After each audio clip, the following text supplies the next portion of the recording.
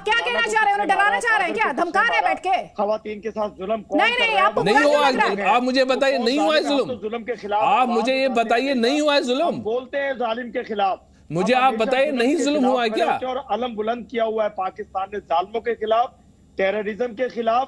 आप ये देखिए कि मेरे मुल्क में जो कुछ हिंदुस्तान करवा रहा था, अब हमने अपनी बॉर्डर सिक्योरिटी टाइट की है। मेरी फौज, मेरी अजीम फौज, पाकिस्तान की अजीम फौज, अब वो अब ये आपने अपनी फौज के पास जाना, छिपना, फौज के पास जाकर छिपिए आप। देखिए मैं जो आपको बता रहा हूँ वो एक हकीकत है, वो कोई कहानी नहीं है। मैं पाकिस्तान में बैठ के कहानी नहीं बता रहा हूँ, मैं वहां पे स्पॉट पे गया हूँ, मैंने वो टेस्टिमनी खुद ली है। खुदा ना खास्ता ये इंसान का काम नहीं, जानवर का काम है। जानवर से बदतर, जानवर करते मैं बोल रहा हूँ वो लोग जानवर से बदतर हैं। ये ज्यादती जानवर में भी कोई अच्छी बात नहीं है। लिहाज होता है। आपने नौकरी हिंदुस्तान की करनी है, आप कीजिए।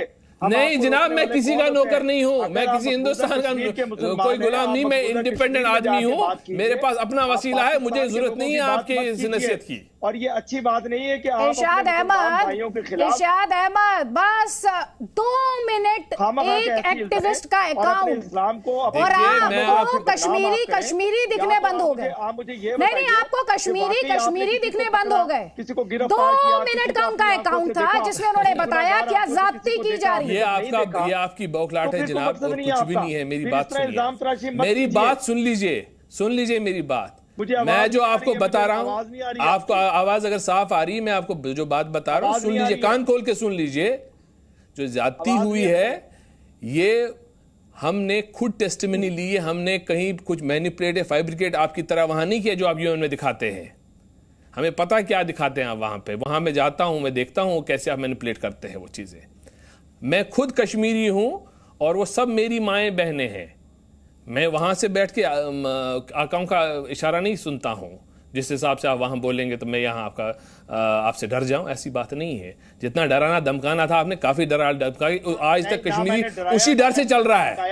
अदरवाइज आपकी हालत बहुत बुरी हो जाती अगर कश्मीरी डरना बंद कर देता। हमने डरना अब बंद कर दिया, हम नहीं डरते आपसे। वो बंदूक जो आप फिरन के नीचे छुपाते हैं फिर गोलियां मारते हैं, उससे हम डरना बंद कर दिया हमने जनाब। मुसलमान भाई हैं और मेरी बात सुनिए, वही तो बता रहा हूँ, सच बता रहा हूँ। यही तो अफसोस है, वो मुसलमान भाई हैं, यही अफसोस है जनाब। आप बात नहीं समझ रहे, मैं आपको बता रहा हूँ यही अफसोस है हमारा कि हमारे अपने लोगों ने किया है। मैंने आपको डराया नहीं है, मैं कह रहा हूं अपने आंखों से देखा, अपने पेरेंट्स के कातिल को आंखों से देखा। मैं आपको पाकिस्तान का कौन सा शनाख्ती कार्ड पकड़ा कि पाकिस्तान से आतंक आया, पाकिस्तान से दहशतगर्द आए। देखे और कहां से आए हैं जनाब, बताइए और कहां से आते हैं? नहीं आए, कैसे आए हैं? और कौन सा बॉर्डर लगता है कश्मीर के साथ? यूरोप का कोई बॉर्डर लगता है? बॉर्डर पे और क्यों बेवकूफ बना रहे हैं दुनिया को जनाब आप? दहशतगर्द आते हैं। और कोई बॉर्डर लगता है दुनिया के साथ? मानो पे इल्जाम लगा रहे हैं। मुझे आप बताइए, पाकिस्तान के बगैर और कोई बॉर्डर है वहां से? कहां से आएगा? कैसे नहीं, हिंदुस्तान से आते हैं। हिंदुस्तान वाले हिंदुस्तान से कहां से आएगा? अपने मुल्क से थोड़ा ना आएगा। कश्मीर क्या बात करते हैं आप? और भाई कश्मीर पे कब्जा किसने किया हुआ? हमने किया हुआ है कि उन्होंने किया हुआ है? आपने किया है कब्जा पे बैठ के आपने कब्जा किया है?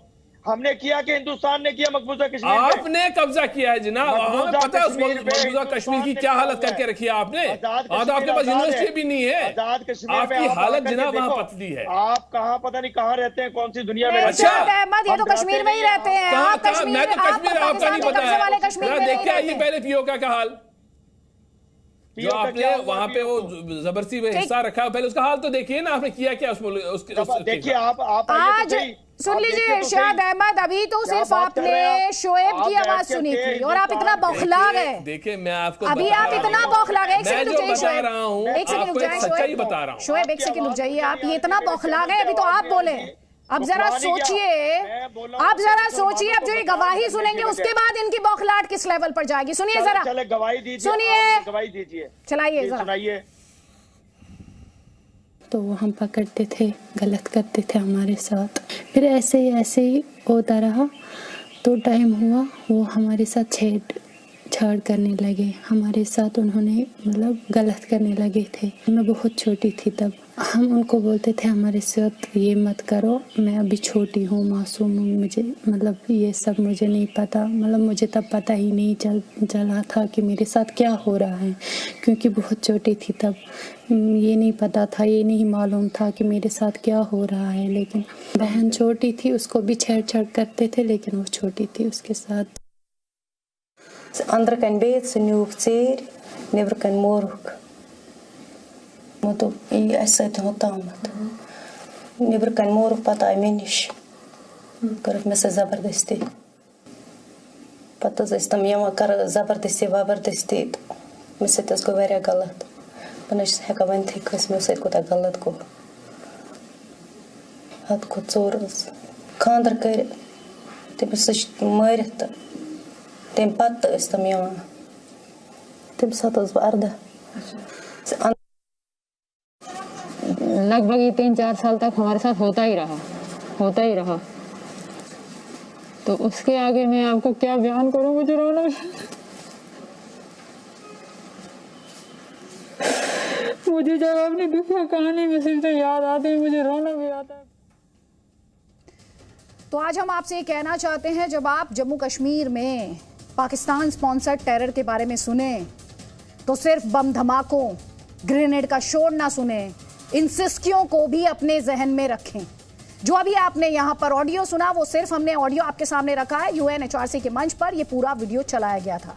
तो हमने जो पीड़ित हैं उनकी शिनाख्त उनकी पहचान रिवील नहीं की है, उसे जानबूझकर उसे उनकी सेफ्टी देखते हुए उनकी सुरक्षा को देखते हुए हमने यहाँ पर रिवील नहीं किया है, सिर्फ ऑडियो हम आपके लिए लेकर आए हैं।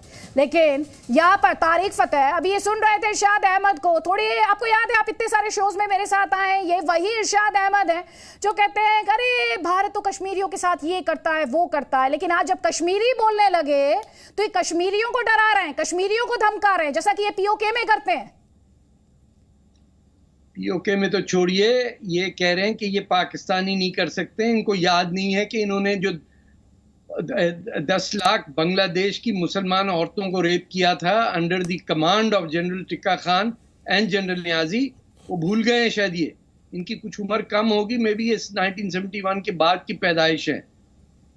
ये ब्रूटैलिटी जो पाकिस्तान करता है जम्मू कश्मीर के अंदर, ये बलूचिस्तान में आज हो रही है, ये सुबह सरहद में हो रही है। ये तो बेसिस है पाकिस्तान की एग्जिस्टेंस का। अगर इनके यहाँ हिंदू दुश्मनी और औरतों से नफरत खत्म हो जाए तो ये मुल्क ही नहीं रहेगा।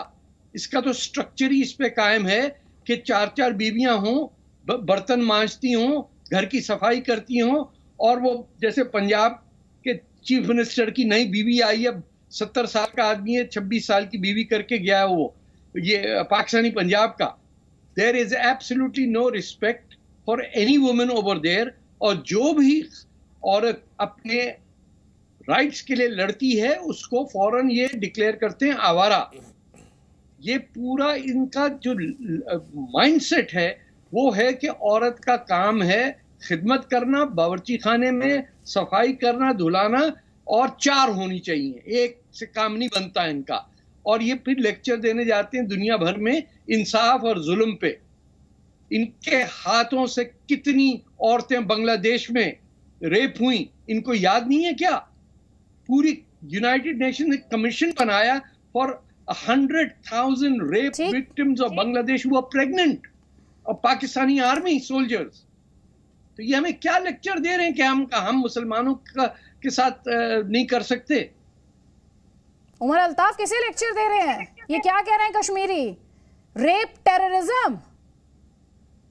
देखें, ये जो रेप और टेररिज्म की बात है ये तो भारतीय फौज कर रही है कश्मीरियों का। आप इल्जाम पाकिस्तान पे दे रहे, जो कि बिल्कुल एक झूठ बात है। पहले तो ना आप अपनी जुबान संभाल लीजिए।